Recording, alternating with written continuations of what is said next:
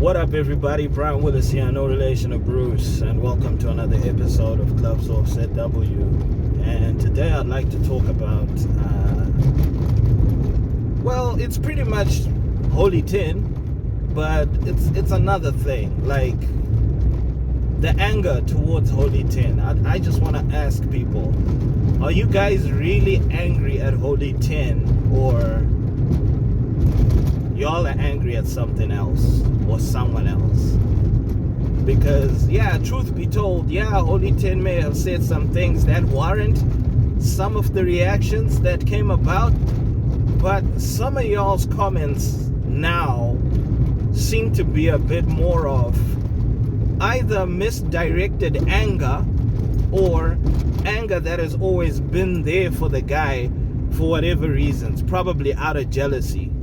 As Drake puts it, jealousy is hate and love at the same time. So I feel like a lot of the energies that are being given towards Holy 10 right now are, one, misdirected, or two, have always been there, but people just didn't have a valid excuse to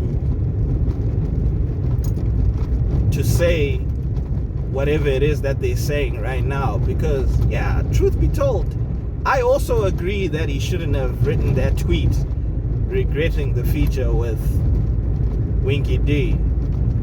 And fine, it may feel like this whole thing was a stunt to drop his new album, Book of Malachi. But one, I think we've passed that phase with the whole tweet thing. Yeah, he screwed up, but there's really no need to carry on going on about it. He's addressed the issue, he's done. And two, he's dropped Book of Malachi, which to me is a very solid album. Of course, now there are these claims that dude was ripping beats off YouTube. And again, fine, he ripped beats off YouTube. I don't recommend that any other artists do that, but maybe he bought the beats. I still haven't heard anything from Holy 10 from the time of this recording, so I don't know what exactly is the story, but he definitely took some beats offline, off the net, and used them on the album. Whether he cleared them or not, we don't know, but maybe he bought beats without any exclusive clause, maybe. But now the statements that some people are saying and some of the things that people are saying just makes me start thinking,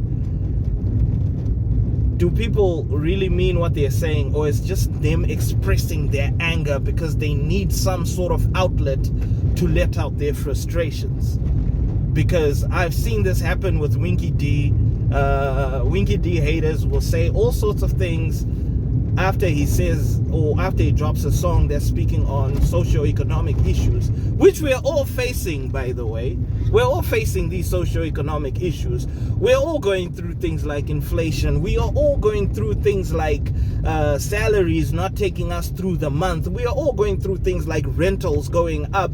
We are all experiencing these things. So why can't an artist speak about them? I think people should just let artists express themselves and not really, tarnish the song by trying to make it political or whatever. But then again, those are the same people who are not really trying to politicize a song. It's more of just trying to drag an artist or to just pull them down. It's that pull down syndrome, because, when artists start showing us them buying their cars, building their houses, people get jealous and they start throwing, spanners into the gears. But I really feel like this hatred that we have towards Holy 10 is not justified for the most of it. I mean, yes, there's some elements of it where I'm like, Papa Holy 10 made a mistake.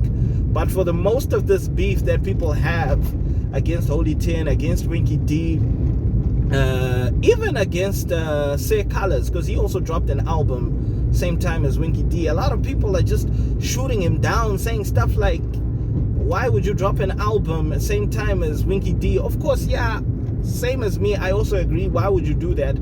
But for the most part of it, and while we're still on the Calaz issue, yeah, we may ask questions like, why would you drop an album same time as Winky D? But at the same time, we're also talking about him for doing that. So yeah, there may be the question element of it all, but there's also the whole, okay, let's see what this album is about. Why does he think he is able to drop an album same time as Winky D? And he probably got a lot of listeners listening in, trying to get whether it's better than Winky D's album or not, because people will compare. As much as people are like, oh, why do you compare artists? People will compare, and a lot of people are actually saying that his album actually hits very, very, very hard. I'm still yet to listen to it.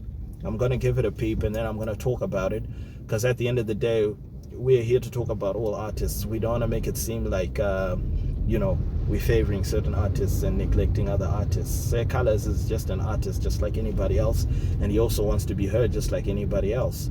So yeah, I just thought I'd just throw that in there. Most of the hatred towards Calaz feels like it's a bit on the personal side. It's not really anything to do with the strategies. It's just people that have always just had beef with the guy, and they're just finding an excuse to let it out. I don't know, maybe I'm wrong or maybe I'm right, but tell me what you think. If you want to contribute to an episode, there's going to be a link in the description below.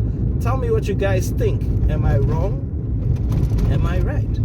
Brian Willis, no relation to Bruce, and this was another episode of Gloves Off.